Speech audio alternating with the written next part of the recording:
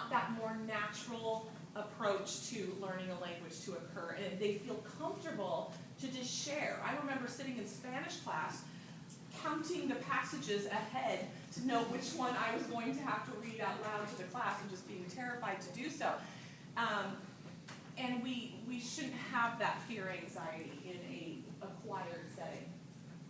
The second one he mentions is called the monitor hypothesis.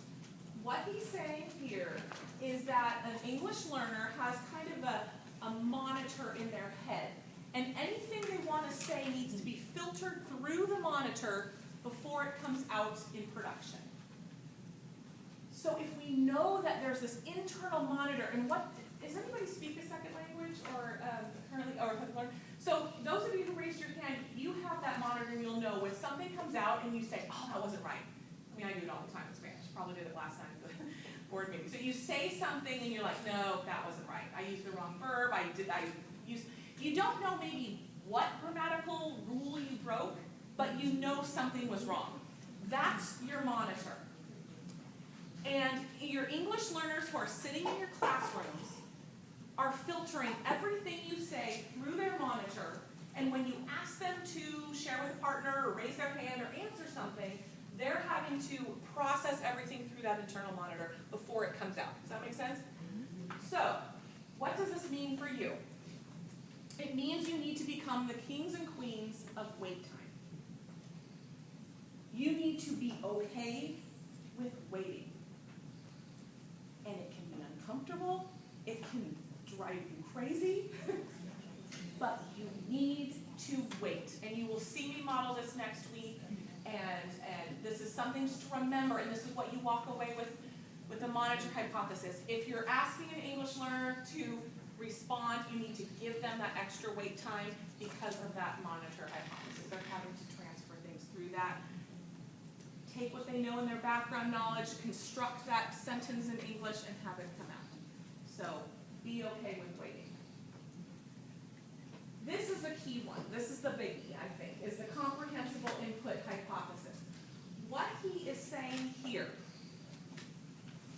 is you must have messages that are understood for learning to be occurring. Simple. Sounds simple. But this is our challenge as shelter teachers. How do I take what I am delivering? There's a lesson on fractions or Civil War, whatever you're teaching. How do I make what's coming out of my mouth comprehensible so there's learning occurring? We all want there to be learning occurring, right? We don't just stand up and prepare a lesson so nobody's getting it. How can we make ourselves comprehensible? So whether you want to be a GLAD teacher, a SciOp teacher, whatever kind of teacher you want to be, I know we all in this room want to be comprehensible teachers. We all want our students to understand what we're saying so we can have learning be occurrent. And what he's saying here is unless there's comprehension, no learning is occurring. So, again, that's our challenge. What can we do to have that kind of I+1 model of taking the student where they're at and pushing their language one level higher so they're understanding and keeping up with us and they're not just gone off to Charlie Brown's teacher, wah, wah, wah, wah, wah, wah. That they understand what we're saying and they're with us in the lesson. There are things you can do to make yourself comprehensible. I know a lot of you in this room already do a lot of those things and may not even know you're being comprehensible or a shelter teacher. That's what you're going to take away from this training is what kind of things are we doing to make things comprehensible for students. The visuals around the room, the constant talking. GLAD classrooms have a lot of talking in them. And it's because kids are constantly needing to construct meaning. We'll talk about that in a minute. The other biggie that he talks about is the effective filter hypothesis. This one is pretty foundational too. What he's saying here is a low stress, comfortable environment is essential for language learning, or really any learning. Which again, kind of basic, we get it, right? We've all been in those situations where we've had anxiety in learning. Anybody think back to a time when you have been in a learning situation with a lot of anxiety? Remember the Spanish class I just described where we were asked to read aloud in our second language? And in front of our peers, a little intimidating. Think about a time when you have, in your learning, your filter has been high. It's kind of like a shield that comes up in front of you. When you're scared, anxious, or threatened, or nervous about something, your affective filter comes up. This is not just for English learners, this happens to all of us. When that filter is high, no learning will be coming in. It's kind of like a shield. So think about that time in your learning where your filter has been high, your shield has been up, and how uncomfortable you were. I think we all can name an experience like that, right? And then think about the time where your filter has been low, and your anxiety has been low, and you feel comfortable in the learning environment, and how different that is.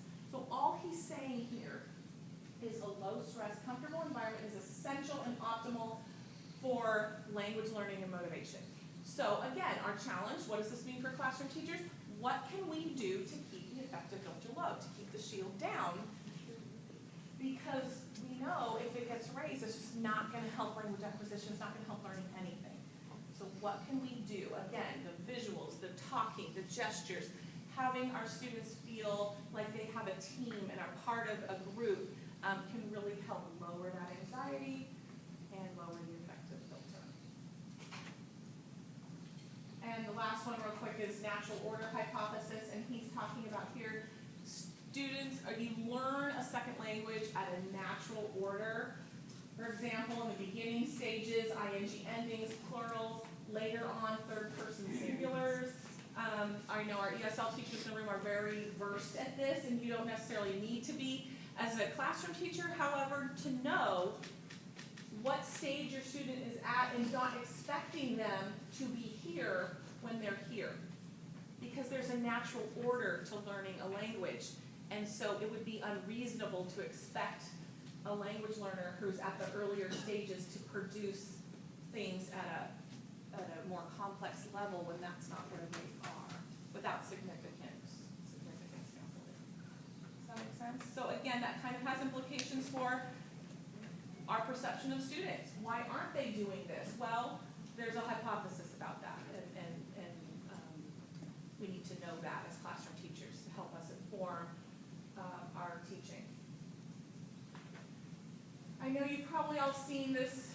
Bix and Calc comes from Jim Cummins, where he talks about there's two types of language, kind of this basic interpersonal communication, with kind of playground language, some people call it, where it takes about 1 to 3 years to acquire this type of language. This is kind of your social language that you might pick up after a couple months or in a foreign country. You might pick up some basic interpersonal communication. But where the money is this cognitive academic language, so CALP. And what he's talking about here is the academic language, the language of our universities, the language of educated people, the language of professionals, and that takes a lot longer to acquire. So we need to understand that there are two types, both are important, but make sure that we're focusing with our English learners on this cognitive academic language. That's why you're going to see a huge emphasis in Project GLAD on academic language and vocabulary, and students using academic language constantly. Even the newcomers, even the beginners are asked to produce academic language. This is just a piece about how ELD is changing a little bit, and they're having a new view of the English language proficiency assessments, and that's kind of still coming in Oregon, so we'll see where that conversation lands. We want to do a quick activity right now, and we will pass out to you, or it's already passed out, an article called Asking the Right Questions. Do you see that article on your tables? I think this table will be better. Oh, never mind.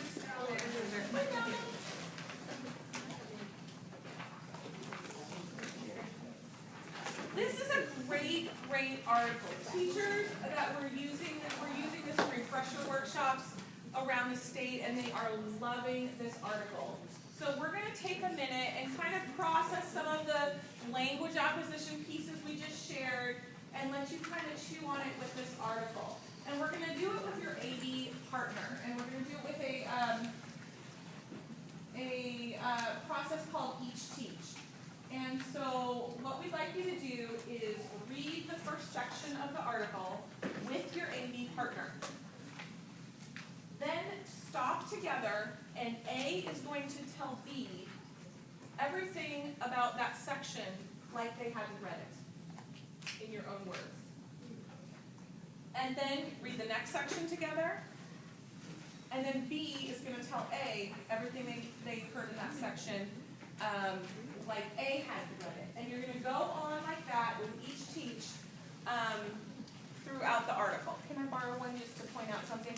There's a couple of tables and graphs in this article that are awesome. Teachers are taking this and putting it behind their bulletin board next to their desk. And one of them is this one on page, well, it says page 50 in the article. And what it does is takes Bloom's levels and gives you examples of levels of questions by proficiency level. And these are the original kind of proficiency level ones we talked about, that you could insert beginning, early intermediate, early advanced, advanced. And this is a gem, and you're going to see this come up throughout the rest of the training. So pay extra attention to that. And with that, get a comfortable spot. You can roll your chairs around if you'd like, and plunk it with your A/B partner, and use this each teach format. We'll give you about 15 minutes to do that, and you'll see some of these research points we talked about